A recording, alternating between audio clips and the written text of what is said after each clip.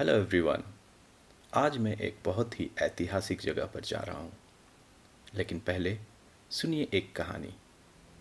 ये कहानी है राजा बिंदुसार के पुत्र सम्राट अशोक की, जो 13वीं शताब्दी बीसीई में एक विशाल साम्राज्य के राजा थे।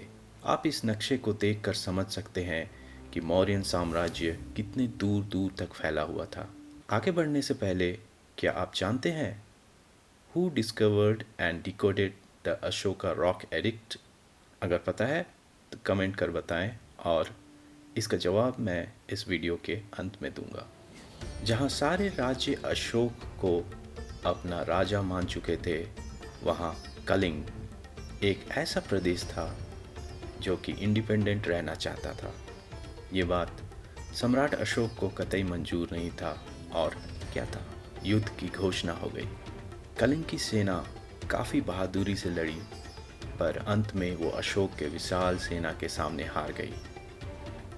इस युद्ध में कुछ कलिंग के 1 लाख लोग मारे गए और 1.5 लाख लोग बंदी बना लिए गए। चारों ओर बस बर्बादी और खून की नदियां बह रही थी। इस युद्ध के विनाश को देखकर अशोक का हृदय परिवर्तन हो गया और शांति की तलाश में उन्होंने बौद्ध धर्म को अपना लिया।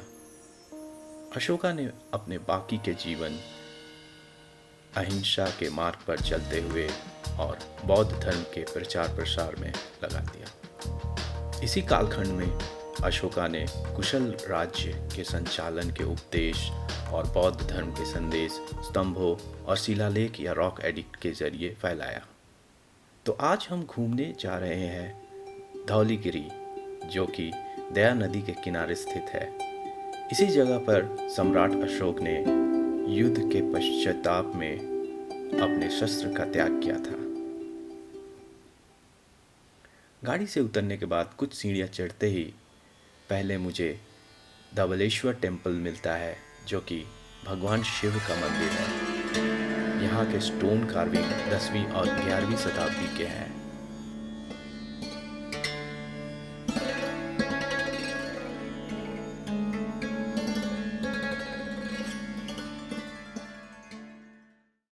कुछ दूर और चलने पर मैं पहुंच जाता हूं यहाँ स्थित शांति स्तूप या पीस पगोड़ा में। कलिंग युद्ध, जिसे मानव जाति के इतिहास में अब तक लड़े गए सबसे खूनी युद्धों में से एक माना जाता है, इतना घातक था कि उस स्थान पर उड़ीसा में धौली शांति स्तूप बनाया गया। यह शांति के उस मिशन की याद दिलाता है जिसे कलिंग युद्ध में हासिल किया गया था, और इसे 1972 में जापान बुद्ध संघ और कलिंग निप्पॉन बुद्ध संघ द्वारा बनाया गया था। गुंबद के आकार वाले शांति स्तूप में 5 छतरियां हैं, जो बौद्ध धर्म के 5 आवश्यक भागों का प्रतीक है।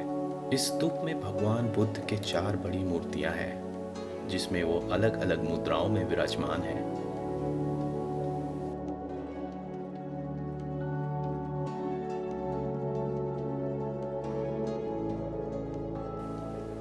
स्तूप के दीवारों में भगवान बुद्ध के जीवन से जुड़ी महत्वपूर्ण घटनाओं का वर्णन है और साथ ही सम्राट अशोक के शस्त्र त्याग का विवरण भी है।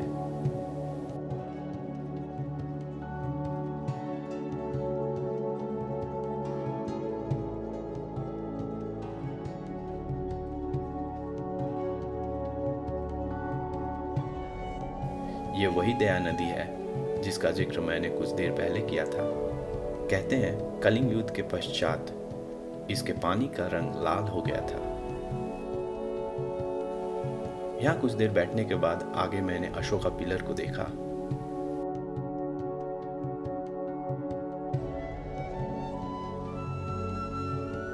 फिर आखिर में मैंने रॉक एडिक्ट को देखा।